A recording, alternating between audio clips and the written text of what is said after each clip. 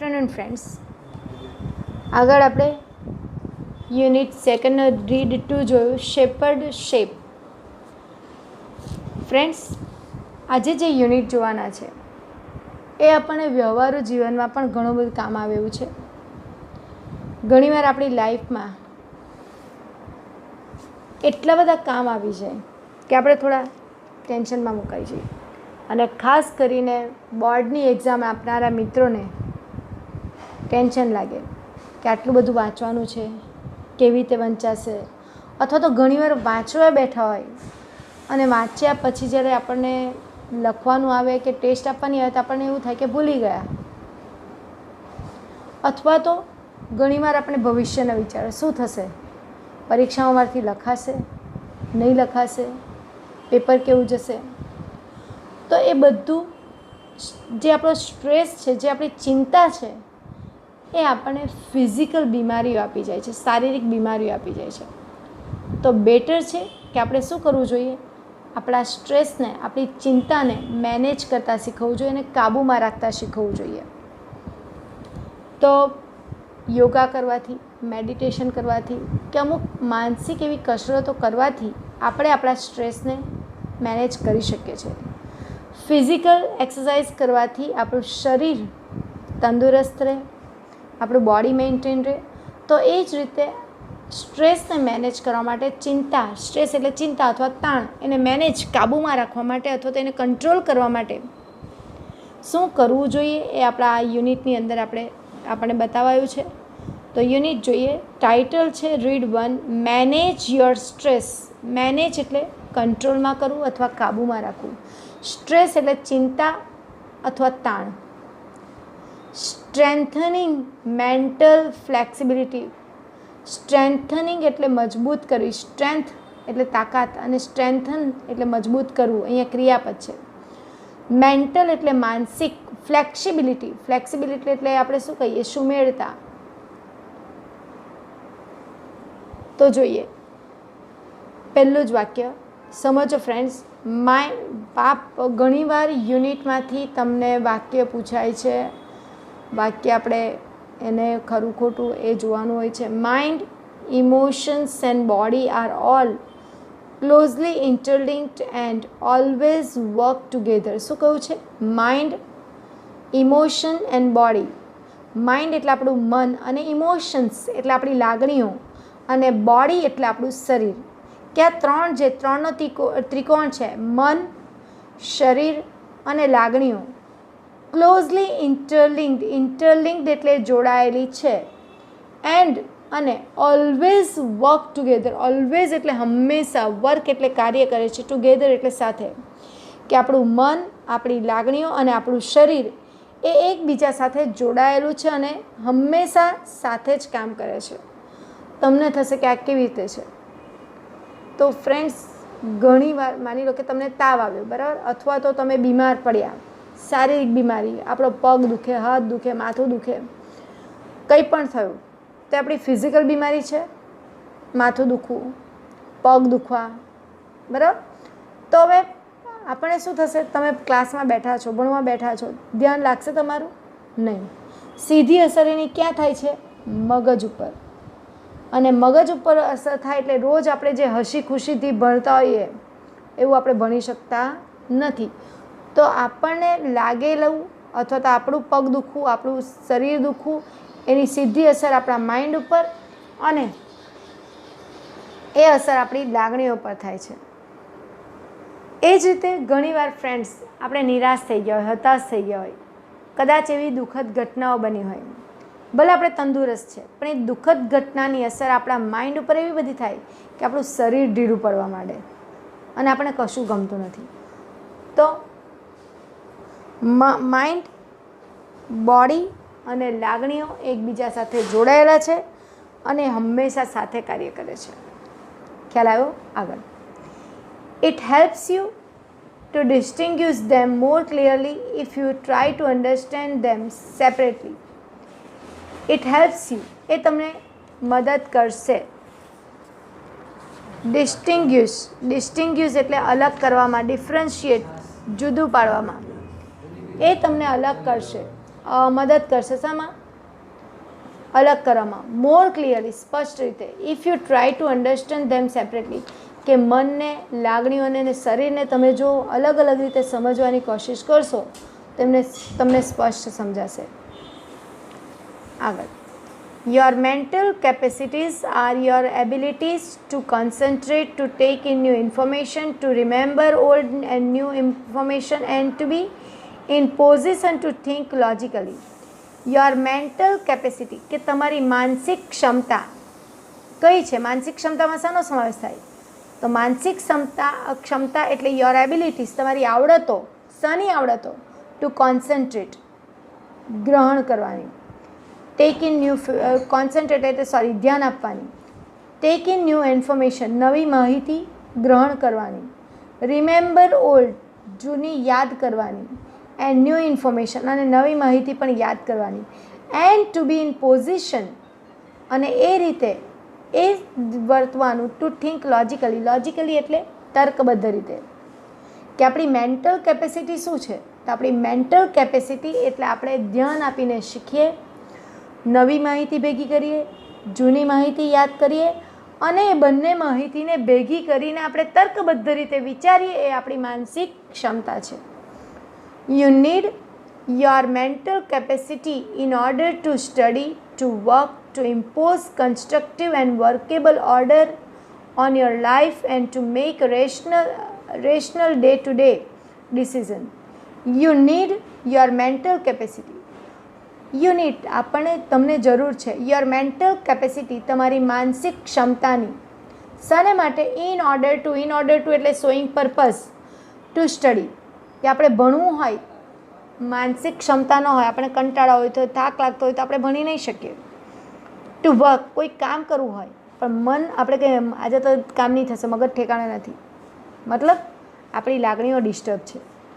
Two impose અ constructive, impose એટલે લાદવું, અ constructive રચનાત્મક, and workable order, અને કાર્યક્ષમ ઓર્ડર ઇન યોર લાઈફ.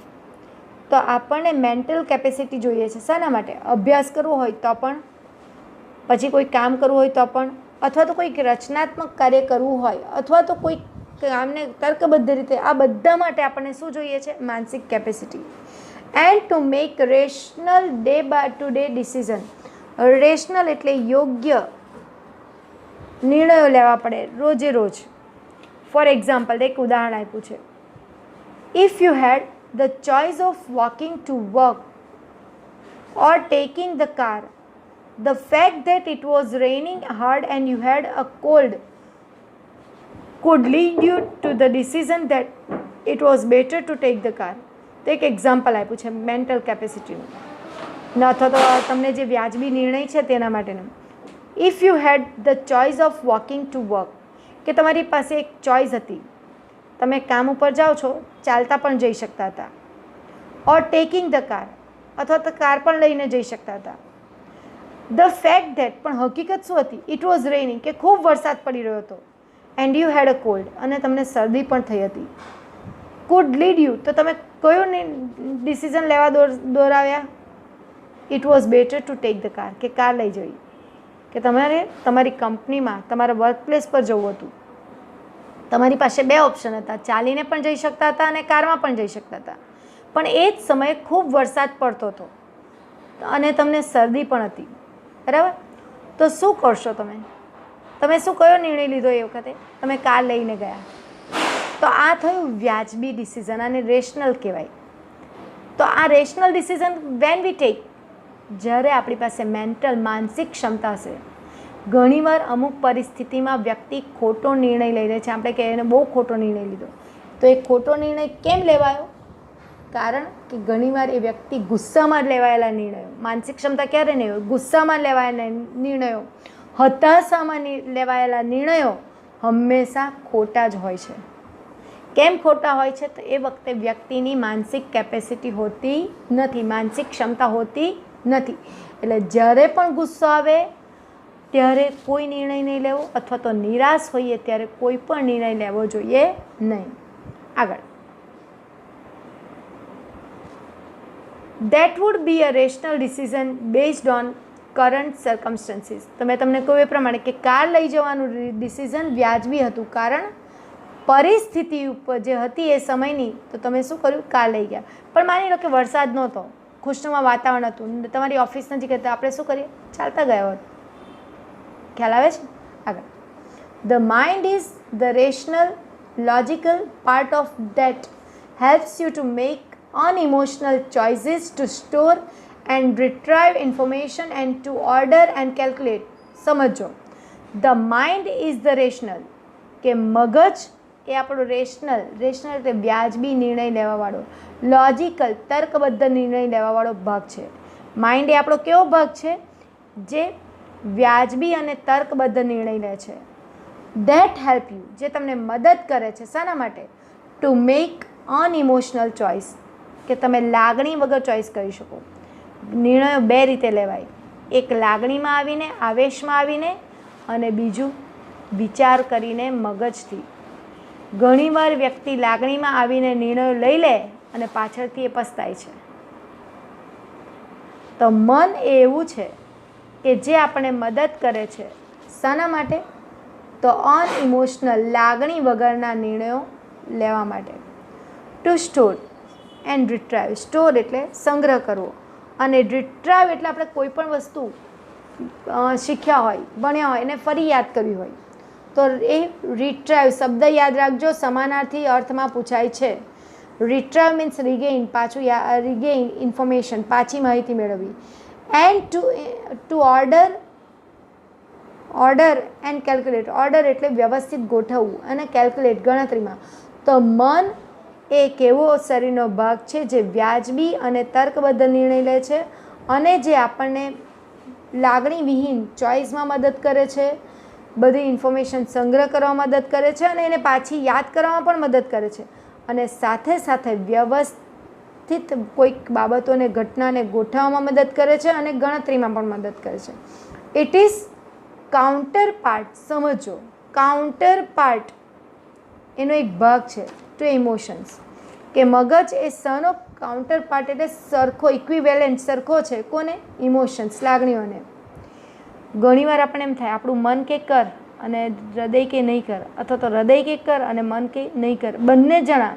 એટલે આપણે વિચારો કે અમુક પરિસ્થિતિમાં મનથી જ નિર્ણય લેવાયા હોવા જોઈએ, અને જ્યારે અમુક કન્ડિશનમાં હૃદયથી નિર્ણય, લાગણીથી નિર્ણય લેવાયો જોઈએ. સમજો ફ્રેન્ડ્સ, બંને સરખા જ છે, ઇક્વિવેલન્ટ છે. કાઉન્ટર પાર્ટ એટલે ઇક્વિવેલન્ટ, સરખા.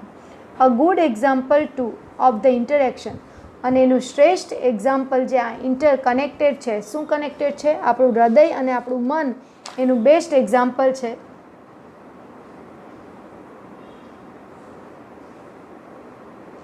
between mind and emotion in exam nerves, કે મગજ અને આપણી લાગણીઓ જ્યારે પરીક્ષા વખતે આપણે નર્વ્સ, એક્ઝામ નર્વ્સ એટલે પરીક્ષાના કારણે આપણે એકદમ હતાશ થઈ જઈએ.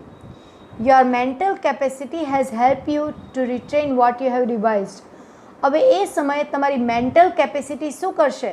તમને મદદ કરશે. રિટેન એટલે યાદ કરવામાં. શું યાદ કરવામાં? વોટ યુ હેવ રિવાઇઝડ, કે તમે જે વાંચ્યું છે, તમારી મેન્ટલ કેપેસિટી શું કરશે? તમને મદદ કરશે બધું યાદ કરવામાં. You know your stuff. Stuff એટલે વાંચેલું બધું જે પણ કંઈ હશે, તમે જે પણ કંઈ વાંચ્યું હશે એ તમે જાણશો. શાના દ્વારા? મેન્ટલ કેપેસિટી દ્વારા. આ માનસિક ક્ષમતા છે. But when you enter the exam and start getting emotional by expecting difficulties and imagining failures. પણ જેવા આપણે એક્ઝામ હોલમાં જઈએ છીએ, શું થાય છે? સ્ટાર્ટ ગેટિંગ ઇમોશનલ, આપણે એકદમ લાગણીવાળા થઈ જઈએ. બાય એક્સપેક્ટિંગ, આપણે જાતે જ બધું એક્સપેક્ટ કરી લઈએ, વિચારી લઈએ. ડિફિકલ્ટીઝ, કે હારા પેપરમાં હું શું પૂછાશે, માથી પેપર લખાશે, સુપરવાઇઝર કોણ આવશે, મારી બાજુમાં કોણ આવશે, મને કોઈ જણાવશે, આ બધા મગજમાં ક્વેશ્ચન ચાલશે. એટલે હવે એ વખતે પેલી મેન્ટલ કેપેસિટી આપણી પાસે છે જ, આપણે વાંચેલું છે એ બધું આપણે ભૂલી જઈએ. આપણે લાગણીથી ગળગળા થઈ ગયા, અને મગજમાં લાગણીના વિચારો, કોણ આવશે, મુશ્કેલી પડશે તો, મને આવડશે, પેપર સહેલું હશે કે નહીં, બરાબર. અને આ બધી ડિફિકલ્ટી આપણે એક્સપેક્ટ કરીએ છીએ. એન્ડ ઇમેજિનિંગ ફેલર, અને જો નહીં આવડશે તો હું ફેલ જઈશ, આ કલ્પના કરીએ છીએ. ઓલ ઓફ અ સડન, અને અચાનક the careful stored information is no longer available. જે આપણે વાંચેલું એ ભૂલાઈ જાય, એ મળતું નથી. કેમ નથી મળતું? કારણ કે આપણા માઇન્ડ ઉપર હાવી કોણ થઈ ગયું? આપણી લાગણીઓ. આગળ એટલે હંમેશા ઘણીવાર વિદ્યાર્થીઓ આવે છે અને એવું કહે છે કે ટીચર બધું વાંચેલું, બધું યાદ હતું, પણ પરીક્ષામાં જઈને ભૂલી ગયા. તો રીઝન શું છે? તમારી ઇમોશન્સ વધી ગઈ. કોના કરતાં? તમારી મેન્ટલ કેપેસિટી કરતાં. એટલે જ્યારે પણ એક્ઝામ હોલમાં જઈએ, કોઈ દિવસ વિચારો નહીં શું પૂછાશે, મને આવડશે કે નહીં, માંથી લખાશે કે નહીં, એ બધા વિચારો પર સ્ટોપ કરી દો. ફક્ત તમે એક્ઝામ હોલમાં જાઓ, ઊંડા બ્રિધિંગ કરો. બ્રિધિંગ કરશો એટલે ઓટોમેટિક તમારી નેગેટિવ જે બધું પ્રશ્નો હશે, આંખ બંધ કરીને થોડી વાર કોન્સન્ટ્રેટ કરો, એટલે આપણી મેન્ટલ કેપેસિટી એકદમ જાગૃત. વિચારવાનું નહીં મને આવડશે કે નહીં આવડશે, પોઝિટિવ મને આવડશે જ, માંથી લખાશે જ અને બધું સારું જ જશે. આગળ, your emotions have bad the way to your inner information store. હવે તમારી મેં તમને અહીંયા લખ્યું છે કે તમે બધું માહિતી જે હતી તમારામાં કેમ ભૂલી ગયા? તો યોર ઇમોશન્સ કે તમારી લાગણીઓએ શું કહ્યું? બેડ. તમે પહેલાં ટીવી જોતા હોય, પેલી ચેનલ ખસી જાય તો ટીવીમાં પેલું આમ દેખાતું નથી ક્લિયર પિક્ચર, બરાબર ને? તો એવી જ રીતે આપણી લાગણીઓ શું કરે છે? આપણા મનમાં જે બધું સ્ટોરેજ હોય ને એના પર બેડ, અવરોધ બની જાય છે. Two your inner information store એટલે જે તમે અંદર માહિતીઓ સાચવેલી હોય એ બધી નીકળી જાય. Do you find your self reacting in any of the following way? તો શું તમે તમારી જાતને ઘણીવાર નીચેની કન્ડિશનમાં જુઓ છો?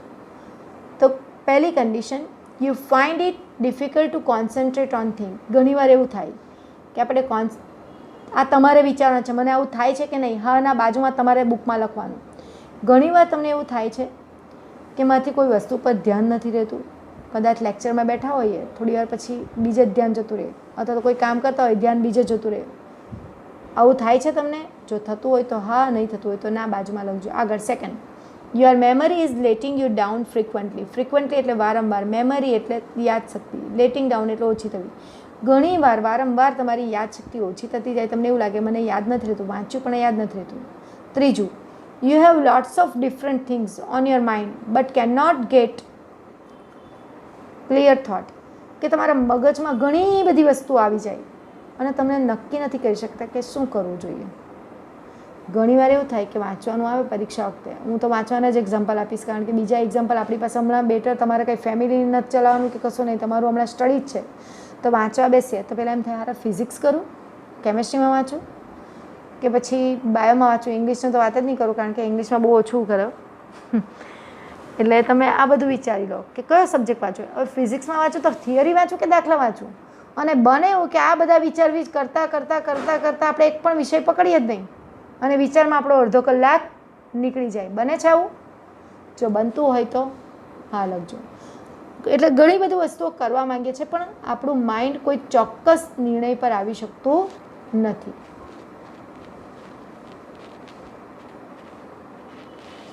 આગળ, you are often undecided these days and this is untypical for you. ઘણીવાર તમે નિર્ણય નથી લઈ શકતા અને આ યોગ્ય નથી. You make longer to do task that you are able to complete quite quickly.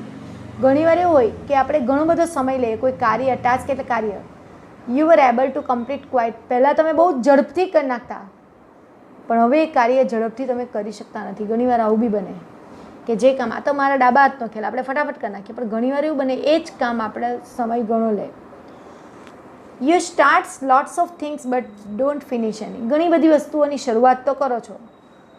12 સાયન્સમાં આવ્યા પહેલાંની કે રોજે રોજ વાંચા, રોજે રોજ પ્રેક્ટિસ કરા, રોજે રોજ તે પણ થિયરી આવશે મોડે કરીશ, આ બધું આપણે વિચારીએ છીએ, પણ તો તમે એક પણ પૂરું કર્યું નથી. નહીં વાંચવા બેઠા, નહીં થિયરી થઈ.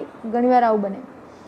ઇફ યસ, જો આ ઉપરની દરેક વસ્તુની હા હોય, it gives a sign of mental stress. તો એ બતાવે છે કે તમે માનસિક તાણમાંથી પસાર થઈ રહ્યા છો. The better you deal with stress, તમે જેટલા double comparison, the better you deal with stress, કે તમે જેટલું સ્ટ્રેસને સારી રીતે મેનેજ કરશો, the less your mental capacity will be affected. તો તમારી માનસિક ક્ષમતાને ઓછી અસર થશે. The following exercise will help you build better stress resilience. નીચેની એક્સરસાઇઝ તમને બહુ સારી રીતે રિસિલિયન્સ એટલે ઝડપી રિકવરી આપશે તમારા મેન્ટલ સ્ટ્રેસમાંથી એન્ડ રીબેલેન્સ અને સંતુલિત કરશે તમારી જાતને. If your mental capacity already started to સફર ડ્યુ ટુ સ્ટ્રેસ, કે સ્ટ્રેસના કારણે તમારી માનસિક ક્ષમતા જો સફર એટલે કે હેરાન થતી હોય, મતલબ એના પર કોઈ પ્રોબ્લેમ આવતો હોય, તો આ જે નીચેની બધી એક્સરસાઇઝ જે હું બતાવીશ હવે પછી નેક્સ્ટ લેક્ચરમાં, તો એ શું કરશે, તમારી માનસિક ક્ષમતાને અને તમારા સ્ટ્રેસને શું કરશે, ઓછો કરશે અને તમે ફરીથી તમારા મેન્ટલ કેપેસિટીને બેલેન્સ કરી શકશો. તો નેક્સ્ટ લેક્ચરમાં આપણે એક્સરસાઇઝ